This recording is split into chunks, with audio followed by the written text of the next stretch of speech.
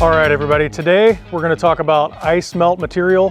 There's a lot of different kinds out there, just to name a few. There's magnesium chloride, potassium chloride, sodium chloride. There's different brine mixtures that you can use. Really, it comes down to current weather conditions and what you're actually going to be using for your application. Here at Transblue, we try to use this product right here. This product is safe for the environment, safe for animals, it's good with concrete, safe for vegetation. Not that we of course want anybody eating it, but you can a little bit if you want. And we do try to be as environmentally safe here at Transblue as possible. So we really like this pet-friendly, environmental-friendly ice melt. This can be used on residential applications, commercial properties, depending on what the customer is looking for or what you need at your home.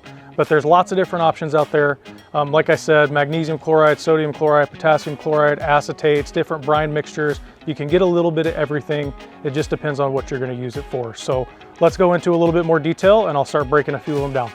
One of the basic factors you should consider when making ice melt comparisons is the surface of the material you're treating and of course the weather conditions and the real life application that you're trying to deal with. If you're treating a wood deck of your home, for instance, you may have to avoid the use of ice melts containing chlorides because chlorides can attack the fastening system of the wood, make your deck a little bit unstable over time.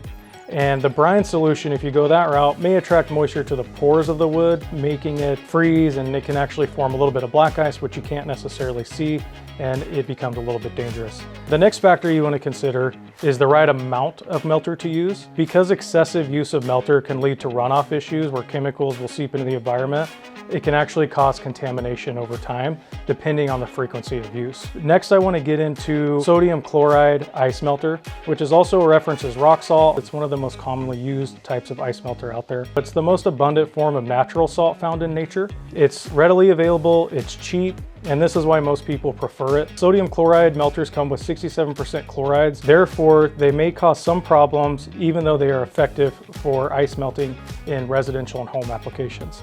Next, we'll get into magnesium chlorides. It's often considered because of its premium grade and high performance.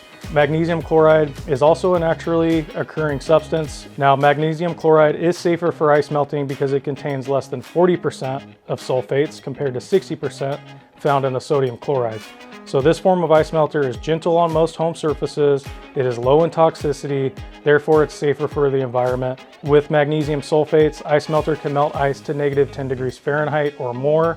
That's why choosing the right ice melt for your application is important. The next one that I want to go over real quick is calcium chloride. It's another naturally occurring salt used as an ice melter. It has the highest melting capacities because it can actually melt ice to -25 degrees Fahrenheit, which is phenomenal. Calcium chloride is a little harder on home surfaces, but performs a great job and it definitely gets the job done. So hopefully from this video, you learned a little bit. Obviously there's lots of choices, lots of options when it comes to ice melt. It really just depends on what you're trying to use for your application. Weather conditions are a really important piece, and hope to see you in the next video. Thanks for watching the video.